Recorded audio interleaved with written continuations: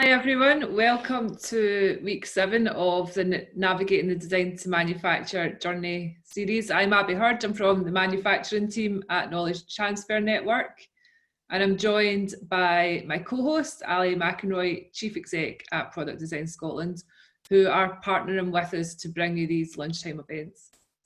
If you've joined us previously, you'll be aware that this series is set up to provide insights and opportunity to learn and explore and reflect on the challenges that people face when they're developing a hardware product, a physical product that requires manufacturing. So moving an idea into production is hard, it's challenging, and it's something that's really often underestimated.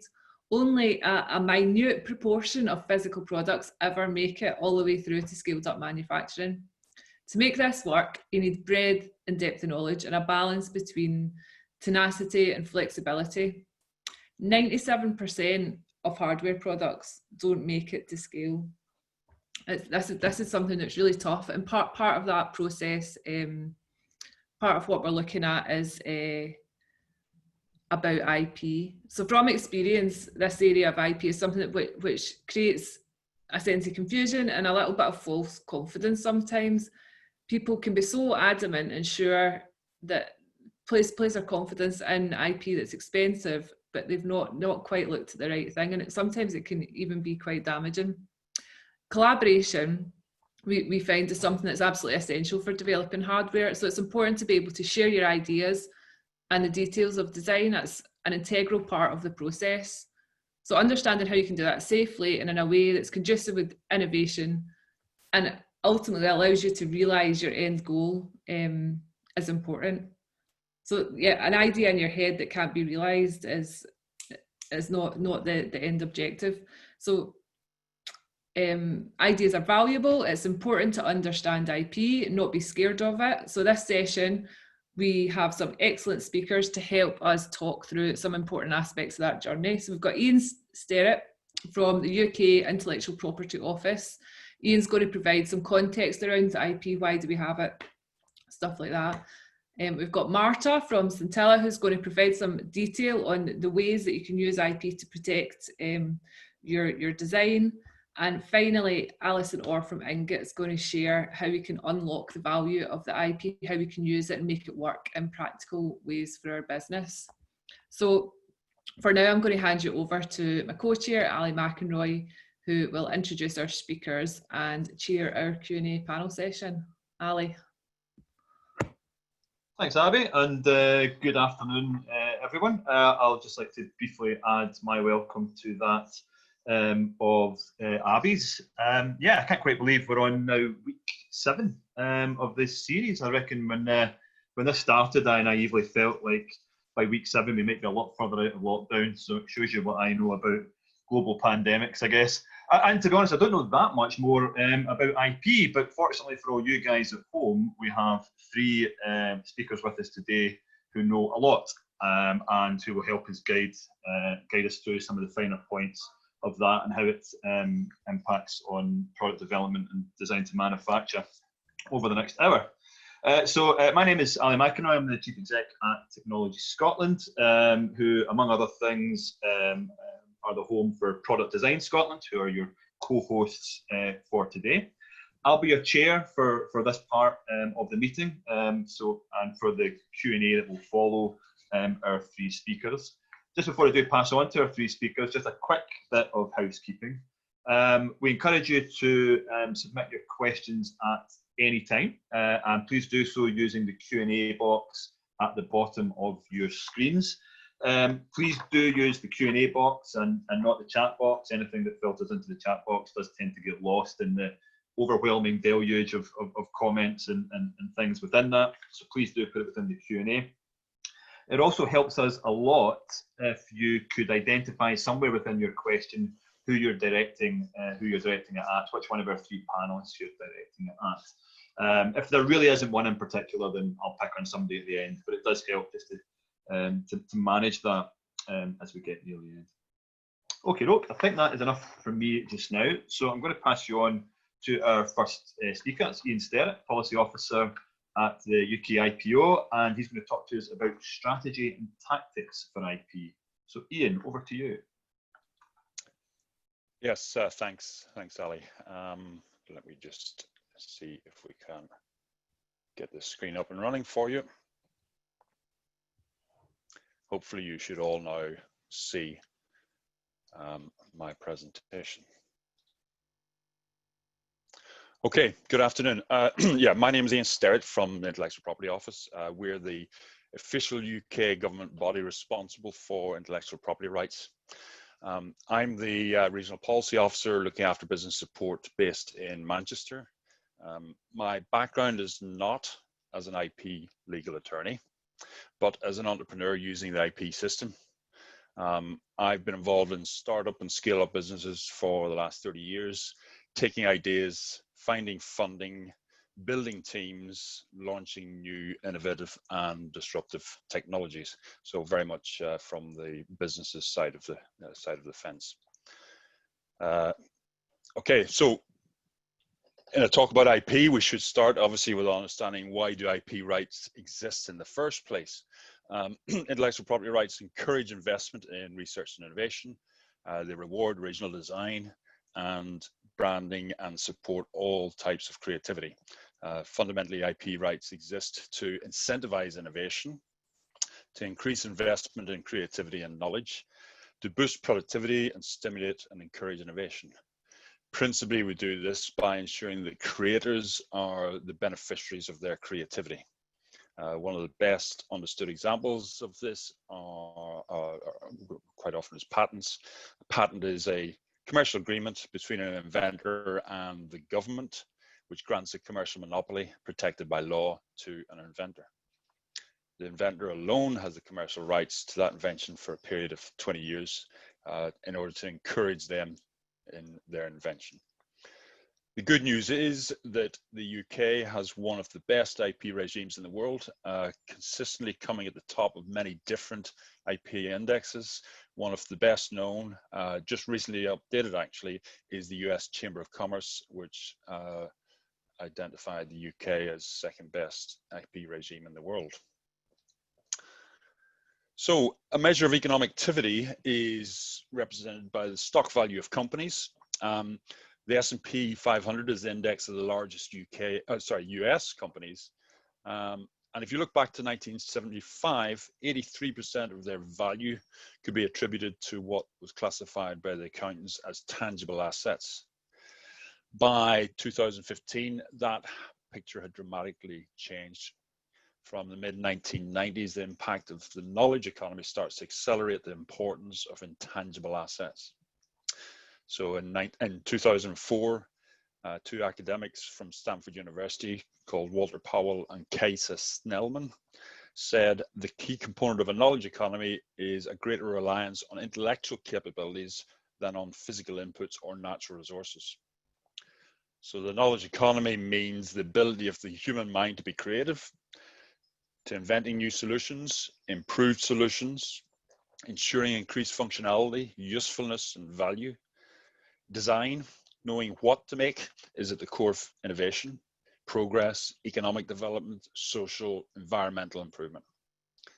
It includes things like the Internet of Things, the use of sensors and data control manufacturing processes, Industry 4.0, the development of software, artificial intelligence, 3D printing to remove cost, waste, and time between concept and physical object. Over half of the intangible assets identified here are protectable by one form or other of registrable intellectual property right. It could be said that the remainder can be covered by unregistered intellectual property rights, such as trade secrets and know-how. Another view of this knowledge-based economy comes from looking at where companies make critical investment decisions, i.e. where they spend real money. So in the UK, investment in knowledge assets outweighs that in physical ones. In 2014, UK market sector invested an estimated 132 billion in knowledge assets compared to 121 billion in tangible assets. So although UK companies are now built on their intellectual rather than physical assets, too many miss the opportunities to fully realize the potential of their IP, and too few have the knowledge and skills to develop, value, and exploit their IP. So there's a heck of a lot to go after, guys. So let's take things from the macroeconomic to the microeconomic level. And how much do you see this as a theoretical scenario? So an inventor approaches a major company to explain their innovation, their invention, clearly in the expectation that they would adopt, that company would adopt and commercially negotiate the use of the invention. And they're told, thanks, not interested. Then, when the inventor leaves, the company consider how to do it themselves.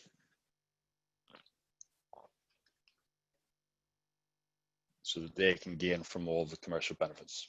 As an innovator, can you imagine how can you manage not to be frozen out in such a situation?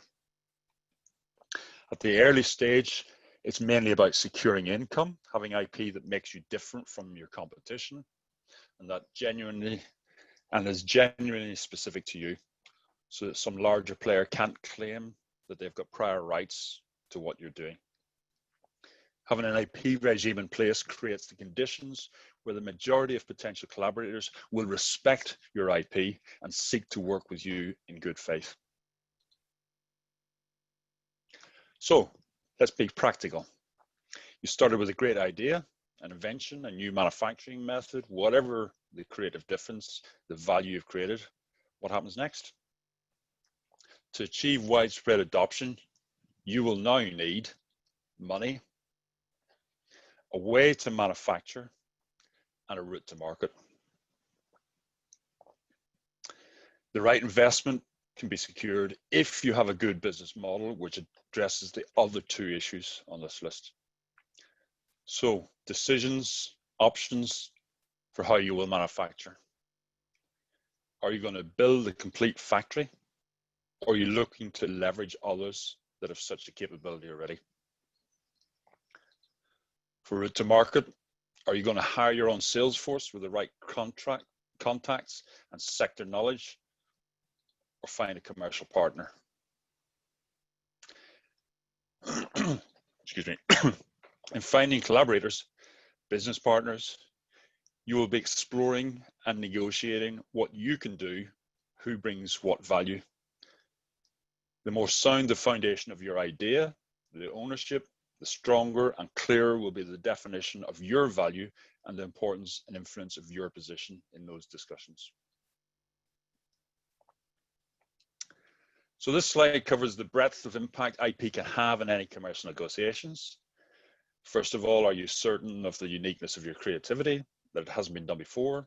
If you know the market for your solution, you may already have good intelligence, but a good resource for researching the uniqueness of your sales proposition can be found in the patent or trademark registers. If you already have registered IP, it inspires respect and confidence, gives credibility to your marketing. An IP strategy is a plan to sustain your competitive position. IP helps as the foundation to negotiating franchise or licensing deals. And investors know IP often is the core value of any exit, trade sale, or merger and acquisition activity. So what is the value of intellectual property? Although an intangible asset, IP rights can be bought and sold, licensed to third parties, mortgaged, just like tangible assets. Your core basis to building partnerships on the design to manufacture journey. Key message is IP should not primarily be a legal issue, it's a commercial issue. Your exploitation plan should direct your protection actions. So you've got a patent, now what? A patent's not the destination, it has to be applied and exploited. How do you plan to do that? So I'll pass over to Marta and she can now pick up on some of the different types of intellectual property and some of the issues associated with them. Over to you, Marta. Thank you. Let me see.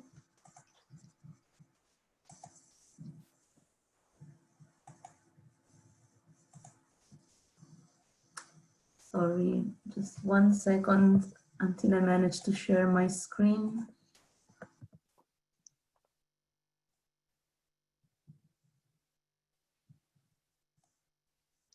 It worked before everybody was online. It will, it will.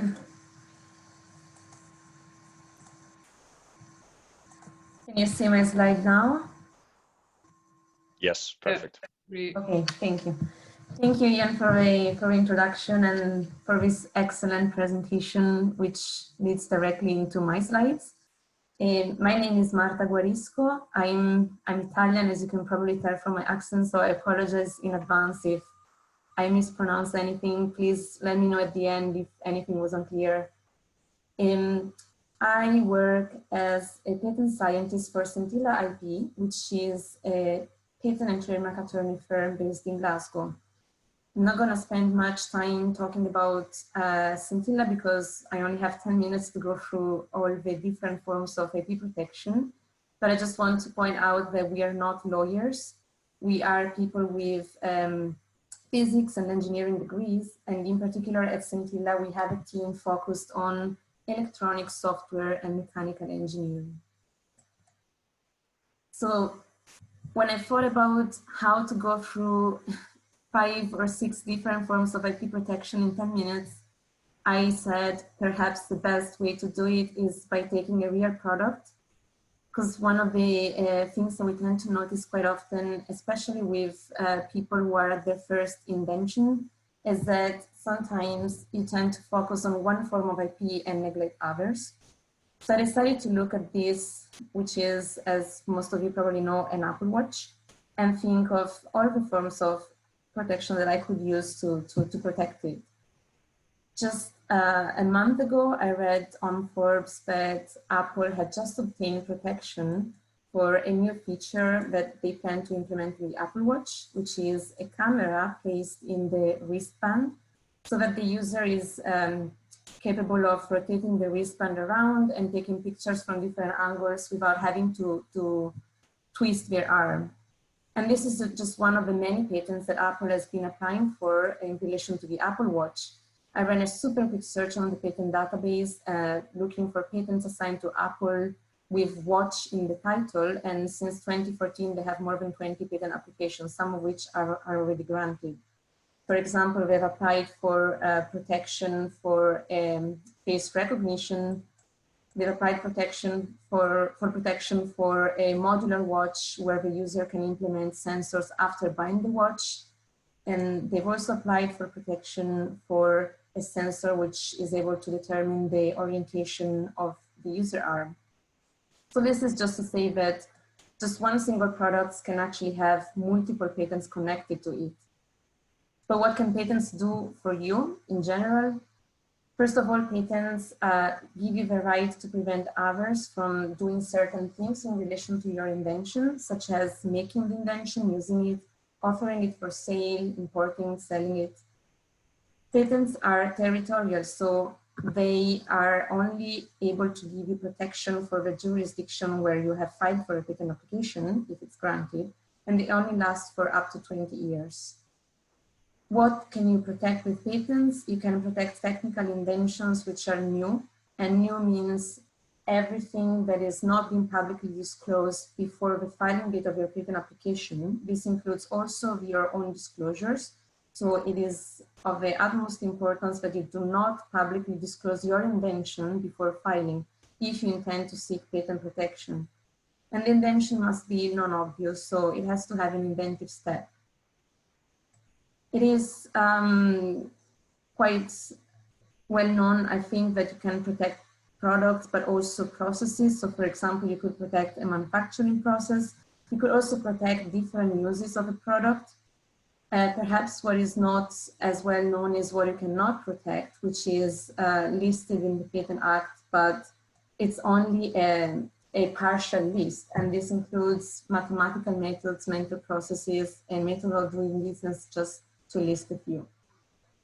An alternative route, if you cannot seek patent protection, say because your invention only provides a minor improvement which does not satisfy the inventive step requirement, is to go with a utility models.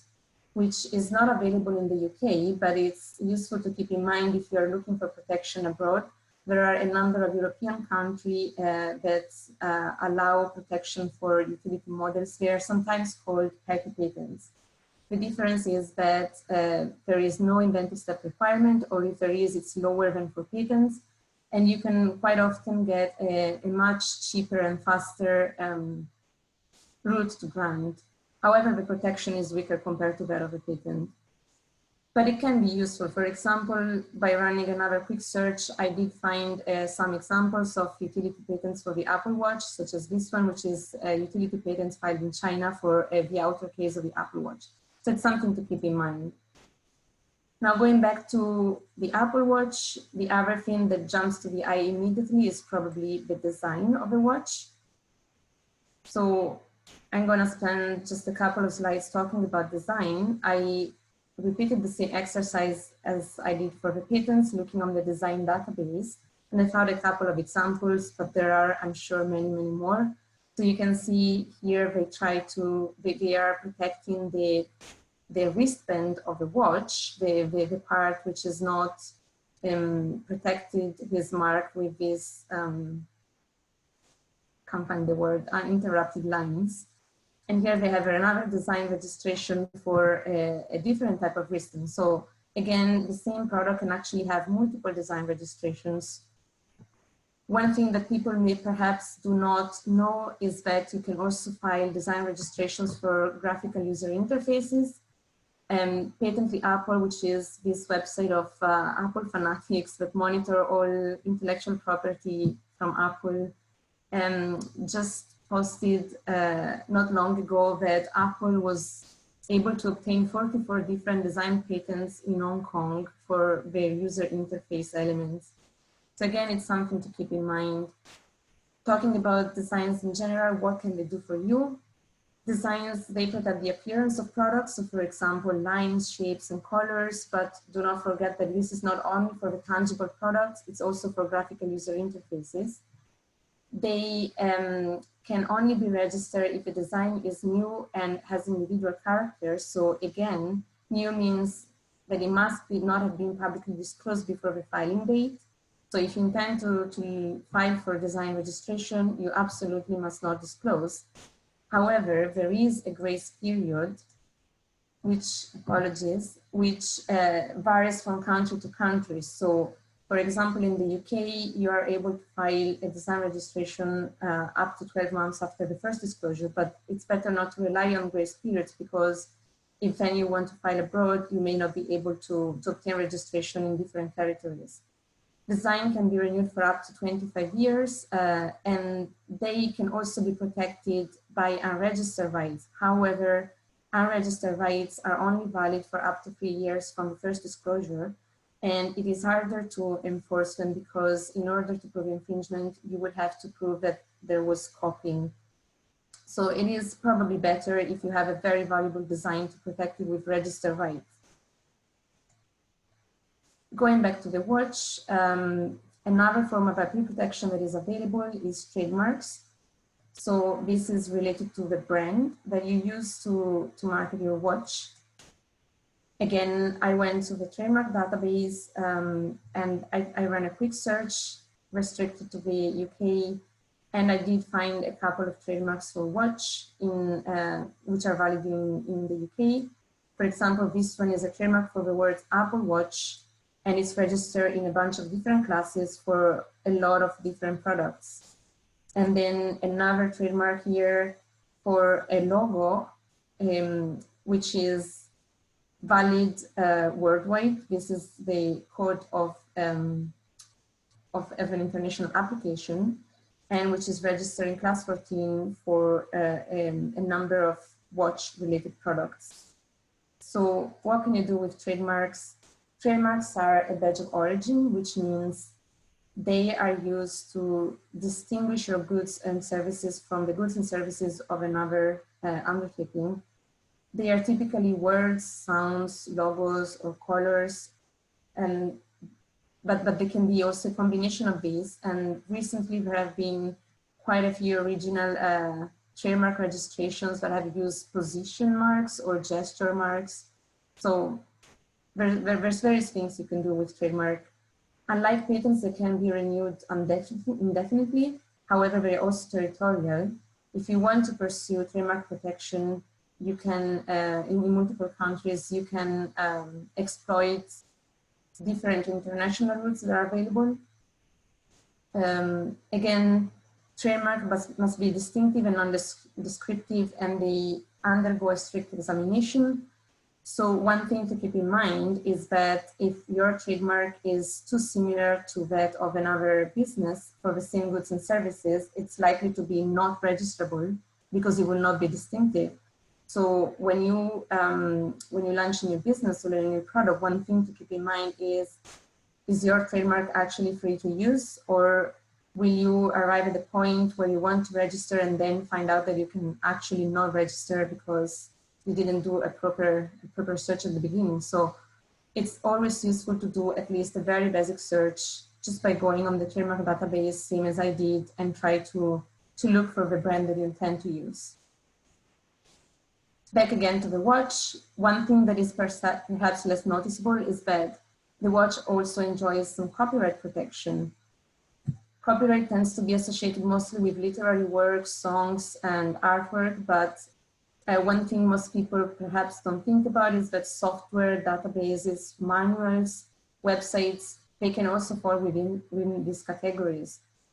So it's something that you should always keep in mind. Unlike patents, designs, and trademarks, you do not need to register copyright in the UK in order to enjoy protection, because copyright arises automatically at the act of creation. However, do keep in mind the copyright belongs to the author in the first instance, so unless the author is an employee, you may need to assign copyright to your business in order to be the legal owner. And then just to touch on one last point, I want to spend a couple of minutes talking about trade secrets, which could be a very valuable route if you would not pursue patent protection. For example, if your invention cannot be reverse engineered, trade secrets might be a good alternative, because patent protection require you to disclose your invention when you file the application, and the application then gets published normally 18 months after the filing date. So you may not find much value in protecting your invention with a patent if you know that you will not be able to enforce it because it cannot actually be reverse engineered, or if you have to disclose technical know-how, which is very valuable to your business. In that case, you may use trade secrets, which of course is information which is kept confidential. However, two things to be kept in mind: trade secrets only qualify as trade secrets from a legal point of view if they have commercial values because they're kept secret, and if you can demonstrate that you have put in place reasonable steps to keep them secret. So to conclude, looking at the Apple Watch, an example of trade secrets could be the algorithm behind the apps that are connected to the watch, or all the technical and commercial know-how that is being deployed to develop the watch. I know I'm already over time, but just to give a quick conclusion, the most important thing, I guess, out of this slide is that you should always keep in mind that there are multiple forms of protection, and you should, from the start, try and think which one is the most suitable, which one or which ones are suitable to protect your invention, your products. If you intend to seek patent or design protection, it is absolutely necessary that you do not disclose your invention before you file for registration or for patent protection. It is always useful to do at least some basic searching before investing a lot, whether in a branding strategy or in the development of a product, because you don't want to find out too late in the process that you've actually been spending a lot of money for a brand that is not available, or for a product that is not actually patentable, when your only point maybe was to get a patent. And here, just for your future reference, I've posted a few links that may be useful to you, and our contact details if you would like to get in touch. Thank you. Brilliant. Thank you, Martha. Just before we move on to Alison, just going to interject and say I see a lot of you have found your way to the Q&A panel, which is great. So please do keep those questions coming in for our panelists. We'll aggregate them all and ask them at the end of this session. And now on to our final speaker, who is Alison. Over to you, Alison. Thanks, Alistair. I presume you can see my screen okay. Hopefully somebody will nod at me. Great, lovely. Hello everybody, my name is Alison Orr and I'm from a company called Ingot Limited. I just spend 1 minute just to very quickly introduce the company so you have a little bit more awareness. Just travelling around the UK, I'm based in North Yorkshire on a lovely sunny day, so despite the accent, just to confuse everybody. So, but Ingot was created really to try and sort of help companies harness their IP value, and the way that we do that is really around 3 things: some online tools around identifying your intellectual property and wider intangible assets, and also a management tool and also a valuation tool. And those sort of 3 tools have been really important to help companies, in particular in the valuation side, to identify and uncover over about £730 million of hidden IP value. The company works internationally, particularly in Asia. We're working in places like Singapore, Malaysia and Thailand. And we do offer other services over and above our online affordable tools, things like IP audits, technology evaluation, bespoke reports, and also training. So for example, we deliver on masterclasses and accelerators, and you'll see some of the people that we work with, including the UK Intellectual Property Office, on their masterclass. Give them a plug. There's a really good masterclass for further information, and obviously there's a lot of for the business support around in the UK. We're also dealing with a lot of financial institutions as well, as you can see in view of our tools, and obviously directly with companies. And just at the end of this, if you feel that you have the need for some further bedtime reading, we also are involved in quite a lot of influential industry reports, so a little bit of a selection there that you can find on our website, www.ingot.com. So just a little bit of a feel for what we get up to. So we've obviously heard from Ian and Marta in terms of you know, what these intangible assets are, this sort of intellectual property, what it's all about. And you know, one of the key things that we need to try and obviously get across, although these are intangible assets, as Ian has mentioned already, you know, just like tangible assets, you can do a lot of things with them. You can use them, you can share them, you can license them, can even mortgage them. But unfortunately, we're not necessarily that well placed at understanding what we have. And if you don't know what you have, you can't obviously exploit that fully. So to move on to a bit of an idea in terms of how IP can create value. So Ian mentioned an Ocean Tomo report, which suggests more than 84% of value in sort of the Standard & Poor's 500 companies are attributed to implied intangible assets. So there's a lot of value sitting within your companies. You know, that it can be even at quite early stage, you might be quite surprised at how you can utilise your intellectual property to obviously create value. And often a case it might be the only value that's in your company as you're at early stage and working on it.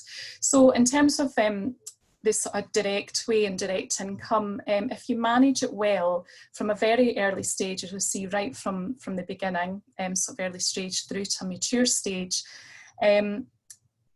you can obviously create a direct income, and it might be because you've got IP that makes you sort of different from your competition, it's specific to you, and you can actually utilise that whether or not it's registered rights, and you can in theory stop someone moving into your space. You know, it could be a larger player, and just utilising obviously those prior rights in terms of what you can and can't do and creating value from that. It's providing, you know, the activity to restrict the competitor activities, in particular with registered rights, or you're able to make something that no one else can make and get it out there quickly, or use your brand actually for that matter. It's not all about patents. So, you know, it's just that you've got a brand that no one else can use if you protect it by way of a registered right.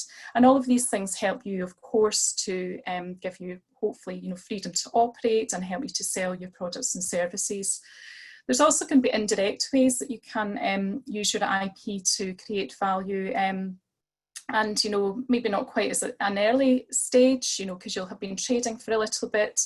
But it could be, for example, you've got a website and it's becoming quite popular. You've been selling products on there and people want to actually pay you money to advertise on that website.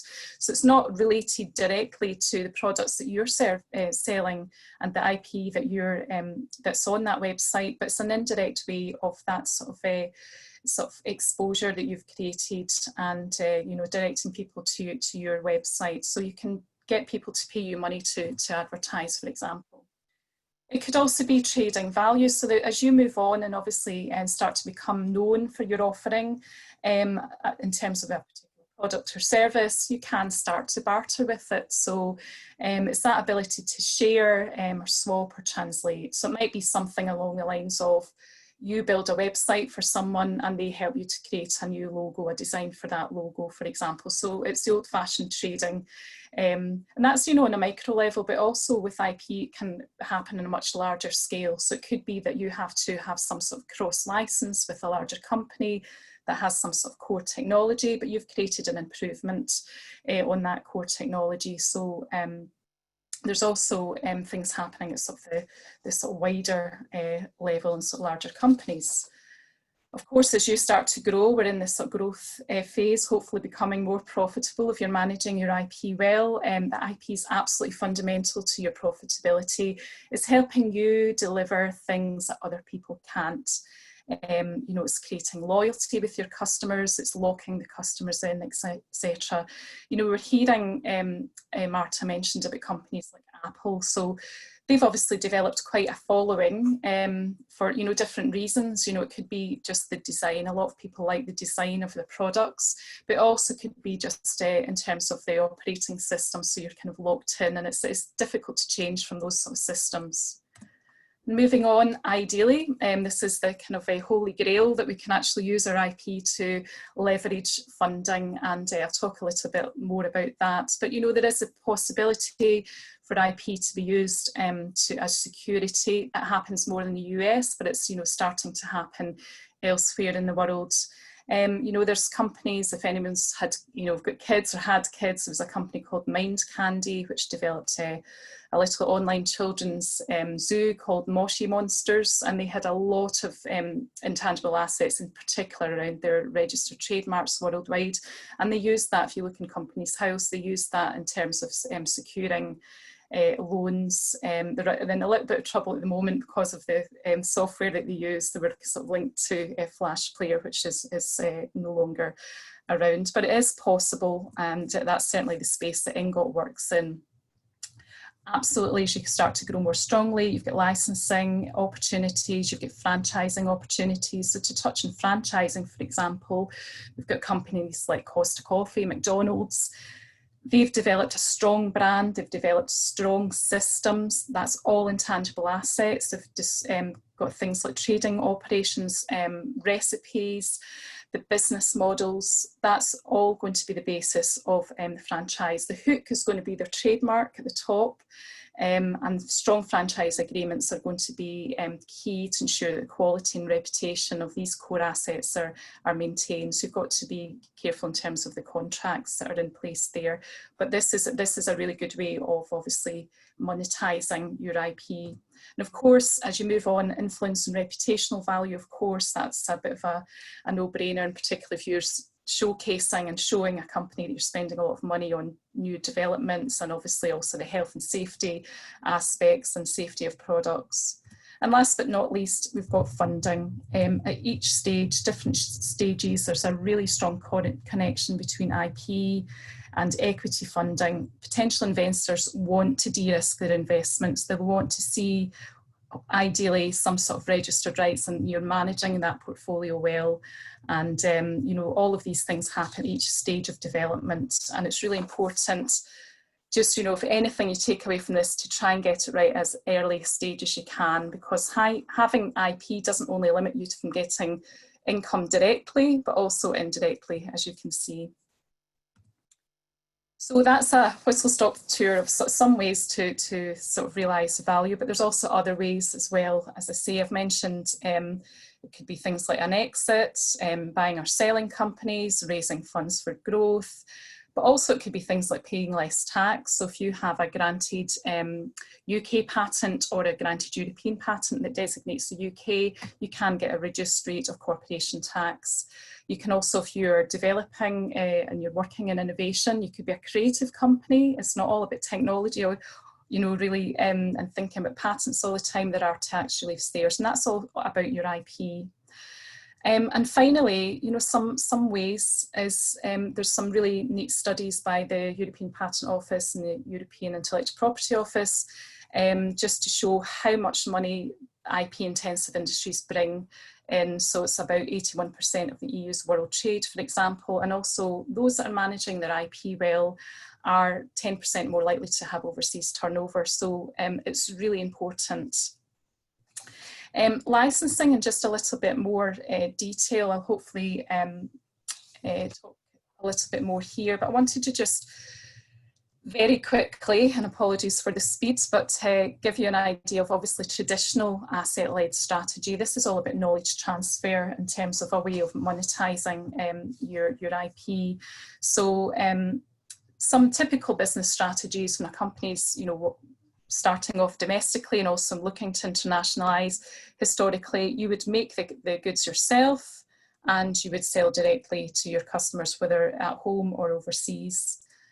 But more often than not, and looking at Apple, for example, that Marta used, they may be creating IP, but they may not be manufacturing it directly and getting to customers directly. They may be working with third parties.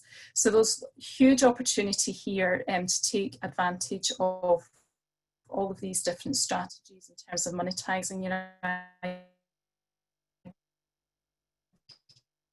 Of course, managing it appropriately is understandable ownership, who you know, setting out your contracts, ensuring that the ownership is clear, because working with third parties can cause a few issues if you don't do that well. But that's the sort of traditional way versus a sort of more up-to-date way, perhaps, and using the opportunities globalization. And just to give you a little bit of an example is a little company, for example, here where, for example, they're a small company, they've been manufacturing air conditioning units, and they've created a new air filter that's got some sort of enhanced properties for removing pollutants in the air. Now, this is maybe an area that's a little bit different what they were used to doing, but this filter, you know, has been proven to have some great features and it's novel and inventive. So the company might decide that, you know, they'll just sell the filters themselves, they'll put it in their own devices, or they'll actually sell the filters only to other companies. However, as you'll see, there's other ways of monetizing this. They could actually utilize licenses to actually get it into different markets and get it geographies and also in different uses, because, you know, the filter could be used for other applications. It could be healthcare, but that would require some sort of medical device testing and certification. And, you know, it could even be, you know, large data centers like Amazon, for example, that need to remove pollutants as well as the heat from the air, I guess, and all of those big data centers. So it's looking at your business model, and hopefully when you're a bit further down the line, you will see opportunities of actually maximising the value of your IP. Or it might just be that IP becomes, you know, to a point that you're not wanting to focus on it anymore, and you might want to sell it or license it out to others that are working in that space. So there's different opportunities, as I say, to monetize that IP. But at the heart of all of this, in terms of unlocking your IP value, is really understanding what you have. And just coming back to some key points to take away is understanding exactly what you have, and as well as obviously what we've discussed, working with professional advisors, people at UK IPO and other business help. There's a little tool that we have called Goldseam. It's free, that I would certainly advise you to have a look at in terms of understanding what registered rights you have and the wider intangible assets.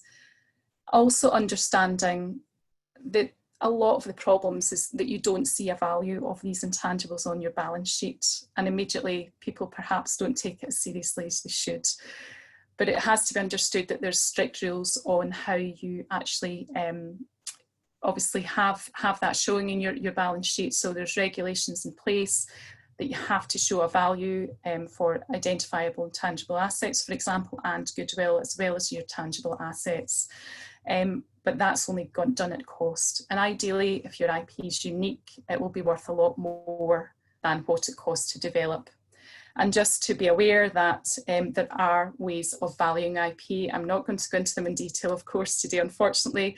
Cost obviously is one. Market valuation is the one that we would really like to use because, you know, a bit like tangible assets like houses and cars, it would be nice to do it that way. However, there's just not the information out there, and also IP is unique. However, it's a useful tool of just, you know, getting a feel for the value in that space. And the final one, income methodology, that's used by one of the Ingot tools I was talking about online, and it's the most widely used internationally, as it calculates what the present value of any future cash flows is attributed to the assets. And it's the most relevant because it's really the motivation for any transaction, because it's normally benefiting from that future value. And our tools are all about standardising this process, and obviously the reason that we work very closely with the banks. So there's a time and a place to when IP valuation has to be done. It could be post, also if you're doing sort of transfer pricing, but there's also times when it's actually just a good thing to do as part of your business strategy and how you can utilise it. So we've got lots of case studies in terms of how companies have used it to obtain finance, raise finance, going into license negotiations, etc. So just to be aware that there's you know, more information out there, and it's just to give you a little bit of a flavour of the ways that you can use valuation, and a little bit further reading. Ingot was involved in with the UK, and like if you have seek help, you know, work with your professional advisors, business advisors, and other networks. Utilise the Ingot Goldstein tool. It's there, it's free. Please have a look at that. It's really important to understand what you have. Try and link it in with your typical business plan. If you're doing market research, you should also be using the patent and trademark databases. They're free. There's a huge amount of information there, so utilise that. Help you to understand where you should put your intellectual property. Check that you're mitigating risk, keeping an eye out for infringement, ensuring your employees as you grow your business are not utilising copyright images, things like that on the website that they shouldn't be. There's all sorts of things that you can do, and obviously look as you grow of ways of monetising that IP. So overall, just please do ask questions, and obviously there's an awful lot of information and assistance out there in the UK on all of this, so it'd be great if you can take advantage of that.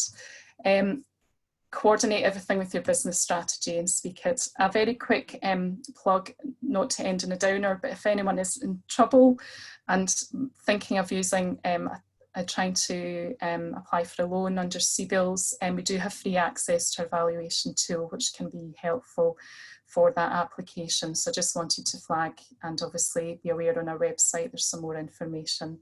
But thank you very much for sticking with us on a whistle-stop tour that everybody's going through, and hopefully we might be able to help answer some questions. That's brilliant. Thanks, Alison, and thanks to all three of our speakers today. A huge amount of information there for people to absorb at home, and it has generated, perhaps unsurprisingly, a huge number of questions as well. I've been trying in vain to kind of keep on top of them.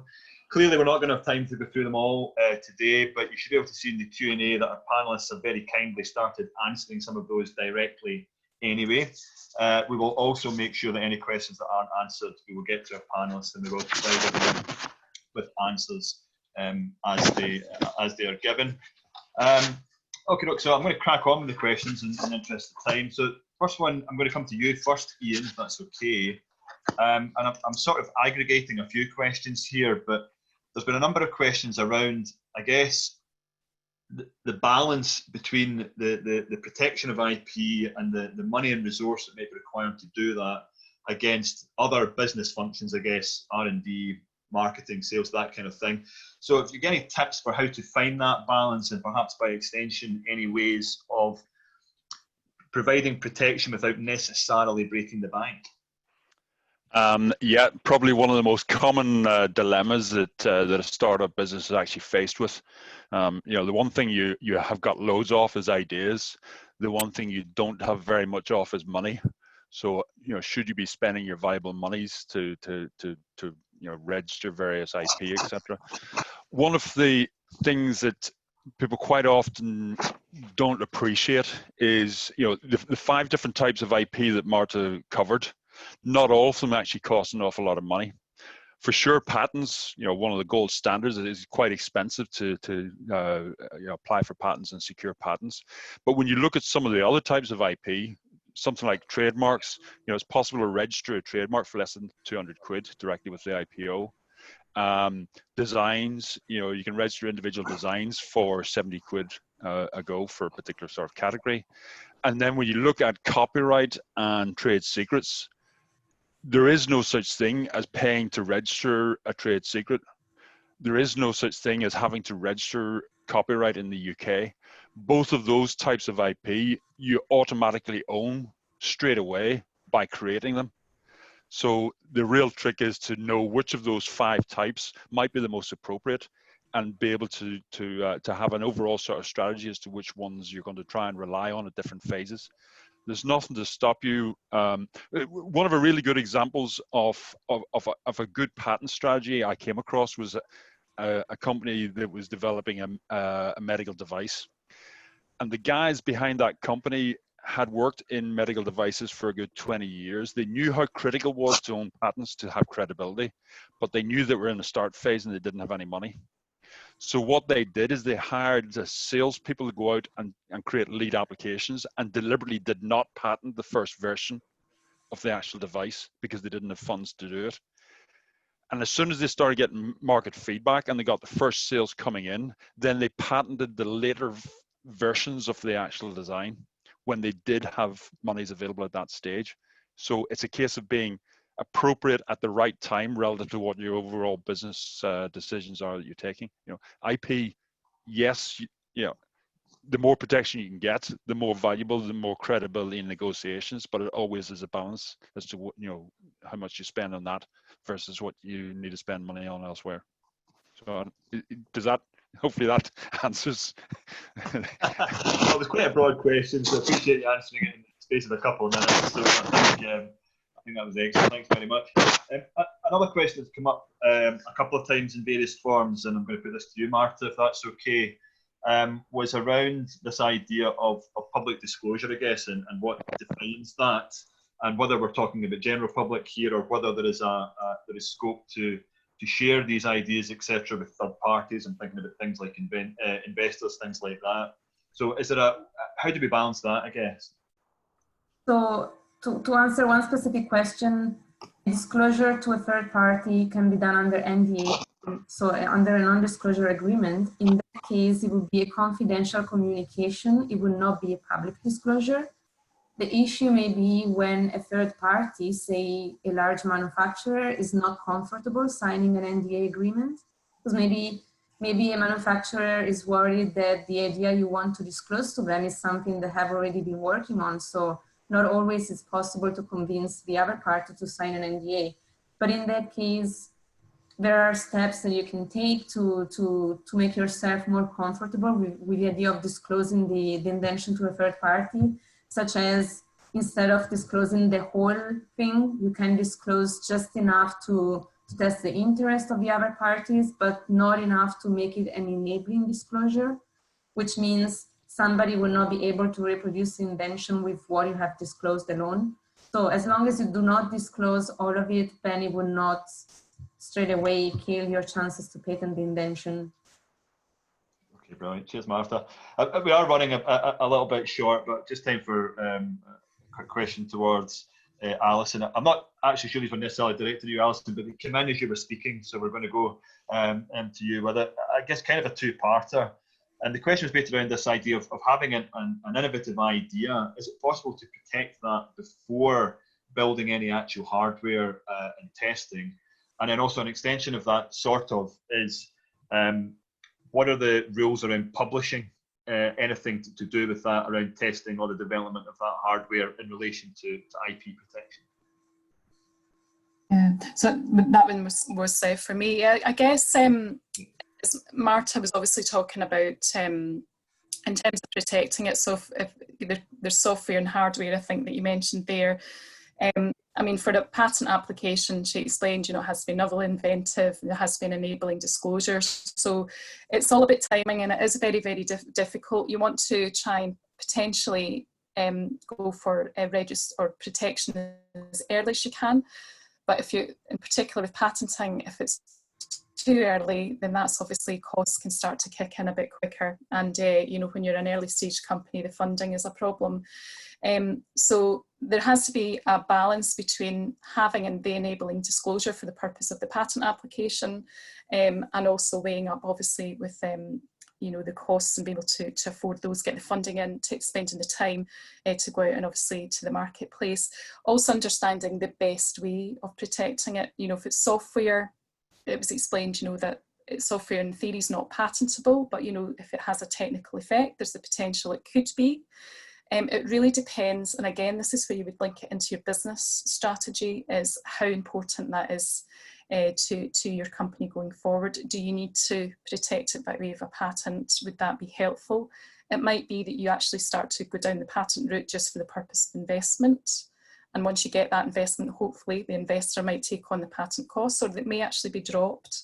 Remember, you've got the 12-month period in patenting to obviously make some more commercial inquiries, and also it will not be published until 18 months. So there might be an opportunity to withdraw and refile. You know, that's again an opportunity, but it's not necessarily something that you would recommend. But it's a tricky one, and I think, you know, coming back to Ian, it's just having a means of capturing a sort of strategy, capturing what you're doing, how that obviously links into your business strategy and what you decide to take forward in terms of how you protect it if it's registered rights.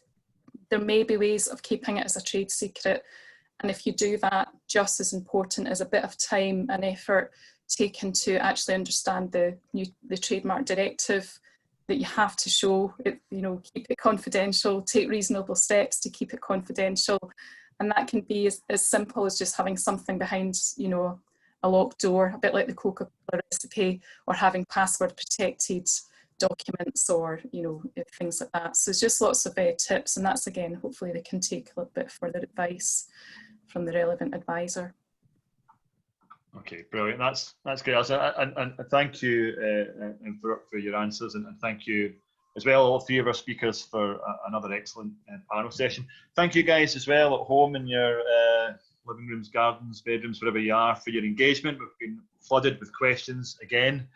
For that reason, we haven't got around to answering nearly all of them. I do direct you to the Q&A panel, because there have been answers given to a lot of these questions by our panellists already. And as I say, we will try and get to those who asked additional questions. We will try and get those in front of our panellists one way or another to supply you with an answer. But yeah, so thanks again. That's it for the Q&A part. I'm going to just pass you back now to Abby to close off the session. Okay, over to you, Abby. Thanks, Ali. Yeah. Thanks to all our speakers, and thanks for such engaging questions. We've definitely got loads that we didn't quite manage to get to, but we can send those on to our speakers and we can follow up with that afterwards potentially. Yeah, just to share a little bit of detail about upcoming events. Next week we've got a great event on funding and investment. This is a big question that comes up all the time. So I think we'll get real insight into what investors are looking for, what the funding landscape looks like. I think often there's an impression that there's not enough funding out there, whereas actually the reverse can be argued. So yeah, next week will be a great session. After that, we've got another 4 events in the series. But before that, on the 5th of June, we've got this extra event. So we've got an interview with Hacks mentor Alan Clayton, who Hacks are a hardware-based accelerator program, and they offer $250,000 of funding and 3 to 6 months of intense support across offices in China and San Francisco.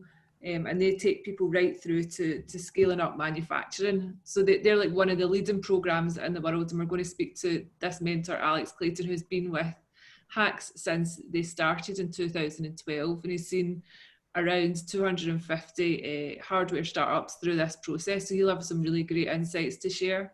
After that, we've got the last 4 events in the series. So one on risk regulation and standards, one on building supply chains, networking and collaborating, and design thinking and systems principles to finish off. So in addition to all this, we're hoping to do a brokerage event. And if you've got other stuff that you'd like to see us doing to help you with collaborating, please get in touch, let us know what would be helpful to you, and we'll take that feedback on board and consider what we can do with it. So thanks all for joining us today and for your participation. Thank you, folks. Thank you. Thank you.